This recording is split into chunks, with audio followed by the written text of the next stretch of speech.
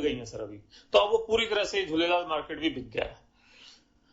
इसी तरह बड़ली में, जोधपुर में हमने आवासीय योजना प्रारंभ करी थी सर, उसका शिलान्यास आज आपसे करा रहे हैं सर, लॉन्च आपसे कराई थी पहले। तो इसमें भी हमको करीब 10 गुना ज्यादा आवेदन प्राप्त हुए सर, इसीलिए हम एक छोटे पार्ट में एक 500 मकानों का एक नया पार्ट और आज आपसे लॉन्चिंग कराएंगे सर। इसी तरह जयपुर में इंदिरा गांधी नगर में बहुत पिछड़ापन था, यूं कि सड़कें टूटी हुई, पार्क खराब, पानी नहीं, तो हमने पानी के विभाग को 5 करोड़ रुपए देकर के उनके लिए 4 MLD अतिरिक्त पानी की व्यवस्था करी है सर, और वहां की सड़कें, हाई मास्ट लाइटें, ये काम वहां पे प्रगति पे है सर। इसी तरह से सर और जो आम जनता को प्रभावित कर रहे थे ऐसे जनोपयोगी काम हमने किए सर। मंत्री जी के पास हम लेके गए, हमारा संस्थानिक और व्यवसायिक भूखंडों पे हमारी लीज बहुत थी सर, जेडीए के मुकाबले, नगर निगम के मुकाबले हमारी लीज राशि 4 गुना पड़ती थी सर, क्योंकि हमारी आरक्षित दर का कुछ नियम इस तरह का था कि बहुत महंगा पड़ता था, उसको हमने कम कर दिया और अब 31 दिसंबर तक के लिए छूट दे दी है। इन लीज पे 3/4 तक की कमी हो गई सर, अब लगभग चौथाई लीज उनको देनी पड़ेगी, और जो 15-15, 20-20 साल से व्यवसायिक भूखंडों की लीज नहीं दे रहे, वो अब सब सर दौड़ दौड़ के आ रहे हैं और अपनी लीज जमा करा रहे हैं। इससे कम से कम हमको 100-125 करोड़ रुपया अतिरिक्त आय अर्जित हो जाएगी सर। एक नीलामी की भुगतान शर्तों में शिथिलता सर, ये पूरा यूडीएस में हुआ है, उसका लाभ हमको भी मिला सर। उसमें यह हुआ कि पहले नीलामी का 5% राशि आपको 72 घंटे में जमा करानी होती थी और बाकी 95% राशि केवल 60 दिन में जमा करानी होती थी। अब सर नए नियम में इतना आसान हो गया, 15% राशि तो 72 घंटे में जमा करा दें, 35% राशि 8 महीने में जमा कराएं सर, 8 महीने में, और जो बचे हुए 50% हैं वो 1 साल में जमा कराएं। तो लोगों को इस कोरोना टाइम में भी आकर्षण है कि चलो आज हम ले लेते हैं, जितना पैसा उतना ले लेते हैं, आने वाले टाइम में हालात और सुधरेंगे तो हम उसका पूरा पैसे का भुगतान कर देंगे। हमें कोई नुकसान इसलिए नहीं है क्योंकि हम उसकी रजिस्ट्री या उसको कब्जा तभी देते हैं जबकि वो पूरा पैसा जमा करा देता है, लेकिन उसको भुगतान शर्तों में छूट होने से उसका एक आकर्षण बनता है, उसका मन बनता है कि मैं इस काम को करूं और मैं खरीदूं। इसी तरह सर ब्याज और पेनल्टी पे, जो भी हमारी किस्तों का ब्याज पेनल्टी था, उस पे भी दिसंबर तक की मंत्री जी ने छूट कर दी है, विभाग ने छूट कर दी है। 1 सितंबर तक हमारा किसी भी तरह का भुगतान था, चाहे वो किस्तें थी, चाहे वो लीज थी, चाहे वो ब्याज पेनल्टी था, चाहे वो नीलामी का जो पुरानी नीलामियों के पैसे थे, उस सब पे कोरोना को देखते हुए सितंबर तक हमने बिना ब्याज के छूट दे दी है सर सबको। नेक्स्ट। इसी तरह सर बहुत सारे मकानों में आपके भी कभी जानकारी में आता होगा सर, या योजनाओं में खाली टुकड़े जमीन के पड़े रहते हैं जो स्वतंत्र भूखंड की तरह उपयोग नहीं हो पाते हैं, जिनका कोई अलग से उपयोग नहीं हो सकता, तो उस पड़ोसी मकान वाले को आवंटन करने का भी हमने एक विशेष अभियान चलाया। पूरे राज्य में करीब 300 प्रकरण ऐसे हमने छांटे हैं सर। इनका हमारा अभियान ये भी दिसंबर तक चलेगा सर। इससे भी हमको काफी करीब 100-150 करोड़ रुपए की अतिरिक्त आय इसमें होगी सर। निर्माण अवधि में छूट का मामला है सर। बहुत सारे लोग ऐसा करते थे कि हाउसिंग बोर्ड के स्केलेटन के मकान बना करके ले लिए और पूरा निर्माण नहीं किया, वो एक तरह से इन्वेस्टमेंट का हिसाब से उन्होंने करके रख दिया, तो उसमें कोई क्लैरिटी नहीं थी कि उनको आगे कितनी अवधि छूट दे। तो हमने उसकी एक बिल्कुल नियम कायदा स्पष्ट कर दिया, 8 साल तक निर्माण नहीं किया तो क्या होगा, 10 साल तक नहीं किया तो क्या होगा, उससे ज्यादा होगा तो क्या होगा, और नए सिरे से उनको पुराने 1% चार्जेस लेकर के अगले 2 साल के लिए हम उनको निर्माण अवधि की स्वीकृति दे रहे हैं सर।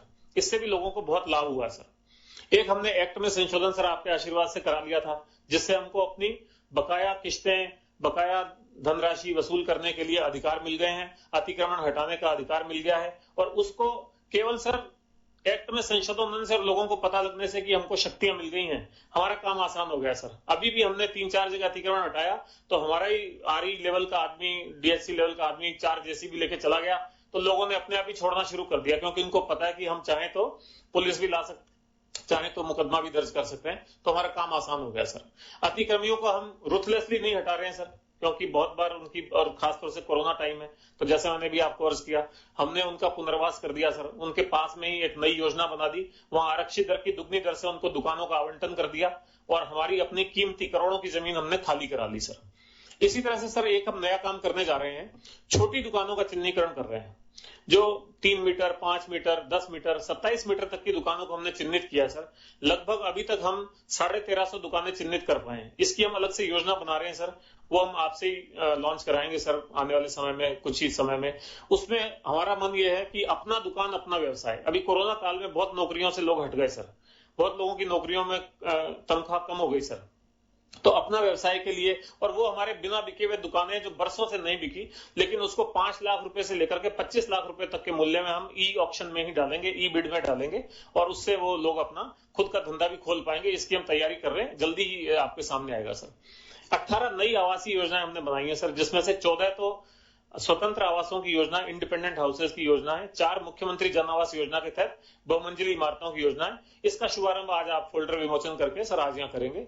एक सर गुणवत्ता नियंत्रण के बारे में आपने हमें निर्देश दिए थे, मंत्री जी भी नियमित रूप से चिंता व्यक्त करते रहते हैं। आपने कहा था कि पुराना हाउसिंग बोर्ड डूबा इसीलिए क्योंकि गुणवत्ता को लेकर बहुत इश्यूज रहते थे, क्वालिटी को लेकर बहुत इश्यूज रहते थे, खराब क्वालिटी है।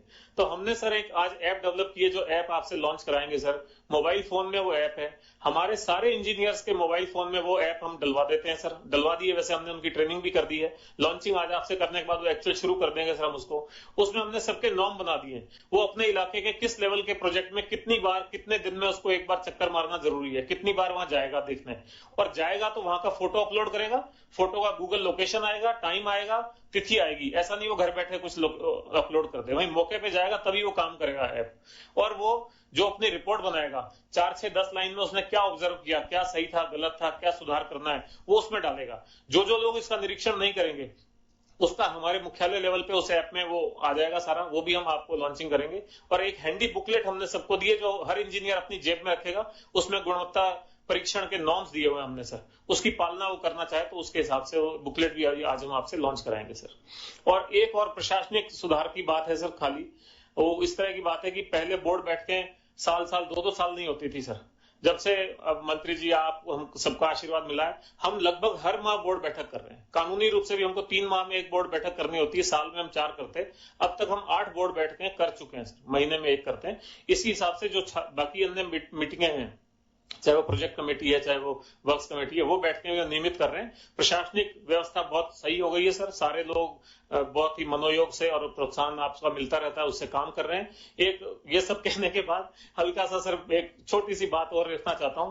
हमारे यहाँ हमारा यूनियन के प्रेसिडेंट भी हमने बुला रखे हैं, बैठे हुए हैं यहाँ पे। अभी हम सर करीब 30-33% स्टाफ के साथ काम कर रहे हैं, जो हमारी स्वीकृत स्ट्रेंथ है उसके 30-33% पे ही हम काम कर रहे हैं। दूसरा ये हुआ सर कि जो हमारे यहाँ एवरेज एज है एम्प्लॉय की, वो सर 55 साल से ऊपर है सर। नया ब्लड आ ही नहीं पाया, नए इंजीनियर जेईएन एईएन भर्ती नहीं हुए सर। अब 55 साल और उससे ऊपर के लोग, हमारी एवरेज एज 55-56 साल है सर। तो उतने आप भी मानते, कई बार वो कहता मेरा साथ 2 महीने में रिटायरमेंट है, मेरे को बाहर मत भेजो, मेरा साल भर बचा है, मैं यहीं रह लेता हूं।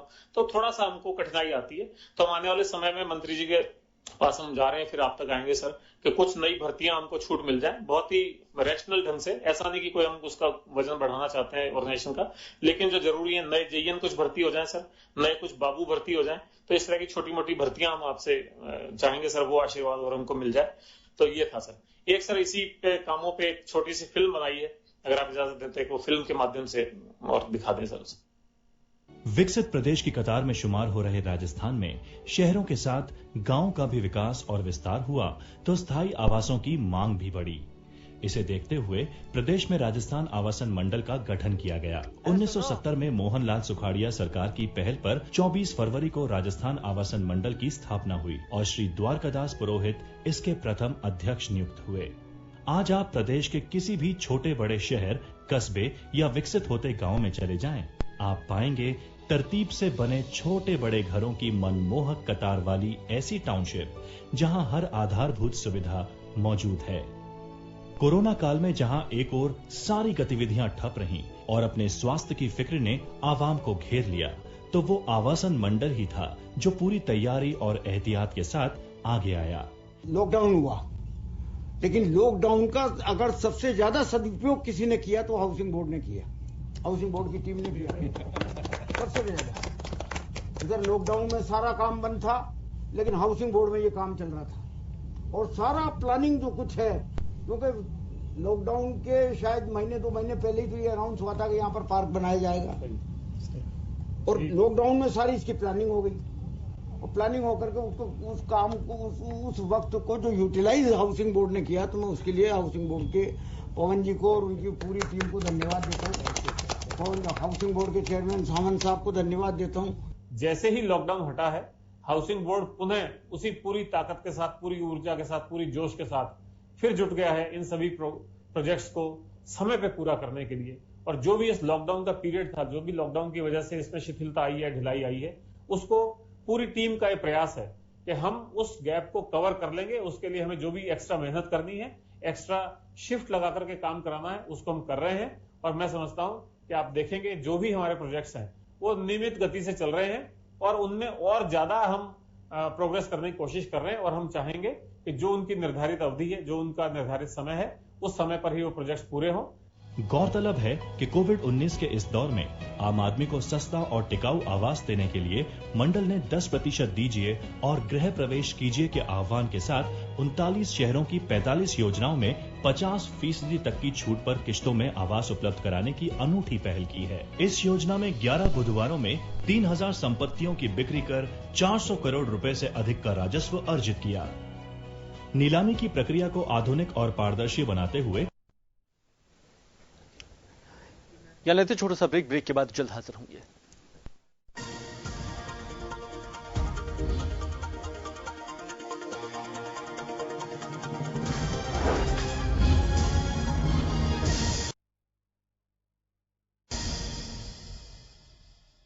कोरोना की चपेट में आहत हूं, किंतु आशावान हूं। मैं राजस्थान हूं। मेरे दामन में फैली हैं हिम्मत, जांबाजी और दिलेरी की दास्तां। मेरे आंचल में सिमटी हैं भक्ति, प्रेम और त्याग की कहानियां। मेरी मिट्टी में इबादत के कई रंग बसते हैं। मेरे रक्त से पांव मचलते हैं। मेरे हाथों के हुनर का ना कोई सानी है। मेरी मेहमान नवाजी की दुनिया दीवानी है। इठलाती मूछों और पगड़ियों की आन हूँ, चुंदड़ी और लहरियों की शान हूँ। हाँ, मैं राजस्थान हूँ। मेरे धैर्य को वक्त बार बार आजमाता है। कभी युद्ध, कभी अकाल, कभी महामारी के खौफ से डराता है। मगर मुझे तो आदत है कुदरत के इम्तिहानों की और मेरी फितरत है हर बार जीत जाने की। हर दिल में उसी जीत का अरमान हूँ। सतर्क हूँ, सावधान हूँ। मैं राजस्थान हूँ।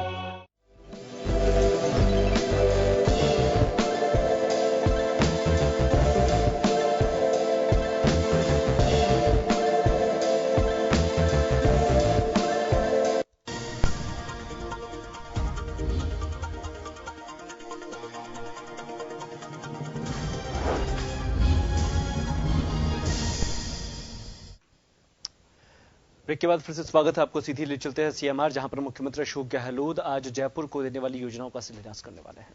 ये सपना जो जगन्नाथपुरी ने देखा था, लंबा सफर तय करते करते 50 साल मना रहे हैं, उनके स्वर्ण जयंती मना रहे हैं। तो हमारी जिम्मेदारी बनती है कि द्वारकादास के सपने को पूरा करेंगे, तब जाके हाउसिंग बोर्ड कामयाबी के साथ में आगे बढ़ पाएगा। अब राज्य की गहलोत सरकार के निर्देश पर जयपुर के मानसरोवर में वीटी रोड और अरावली मार्ग के बीच 42.42 एकड़ जमीन पर प्रदेश का सबसे बड़ा सिटी पार्क बनाया जा रहा है। इसका 75% एरिया ग्रीन होगा और यहाँ walkway, jogging track, parking, botanical garden और चिल्ड्रन प्ले एरिया सहित कई सुविधाएं होंगी। यहीं 40,000 वर्ग मीटर क्षेत्र में फाउंटेन स्क्वायर भी बनाया जा रहा है, जहां म्यूजिकल फाउंटेन एवं लेजर फाउंटेन होगा। हर हिस्से में म्यूजिक सिस्टम, फूड कोर्ट तो होंगे ही। एक हिस्से में 211 फुट ऊंचे पोल पर तिरंगा लहराया जाएगा, जो सबसे ऊंचा होगा। प्रतापनगर के सेक्टर 16 में 65,000 वर्ग मीटर जमीन में जल्द ही प्रदेश का पहला कोचिंग हब विकसित किया जाएगा। 60 से 70,000 विद्यार्थियों की क्षमता वाले इस इको फ्रेंडली कोचिंग हब में coaching centre, computer centre, e library, व्यावसायिक mall, food court, bank hostel और चिकित्सा सहित सभी मूलभूत सुविधाएं होंगी। जयपुर में प्रतापनगर और मानसरोवर तथा जोधपुर के चौपासनी और कोटा के कुन्हाड़ी योजनाओं में चौपाटी का निर्माण प्रगति पर है।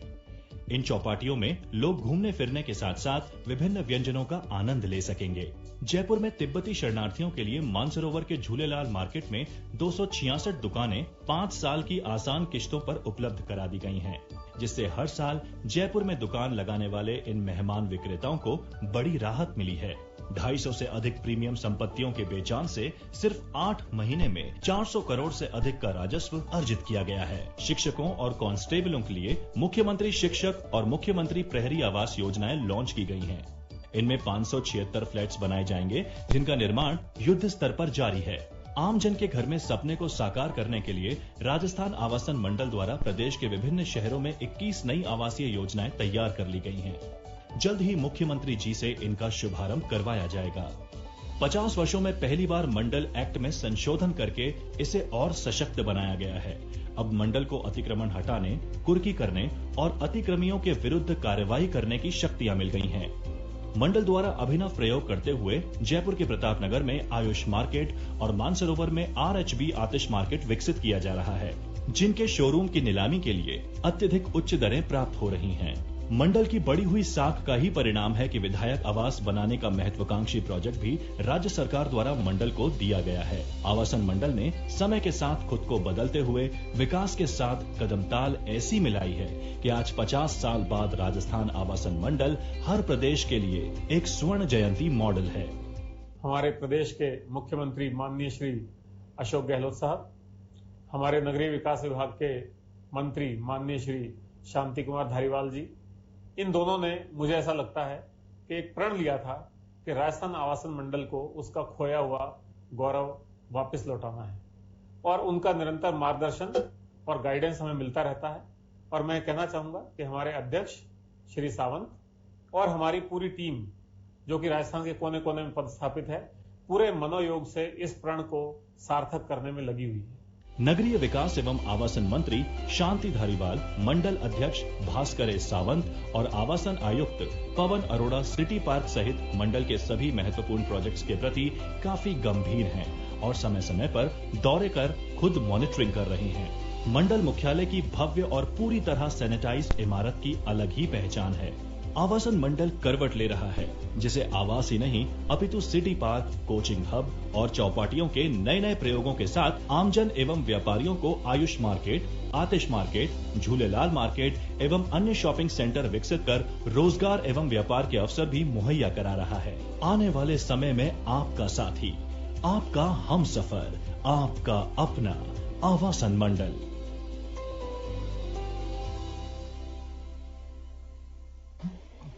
धन्यवाद सर।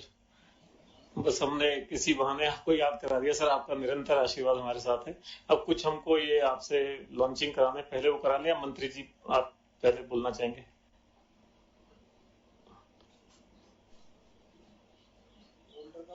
करा लेते हैं जी।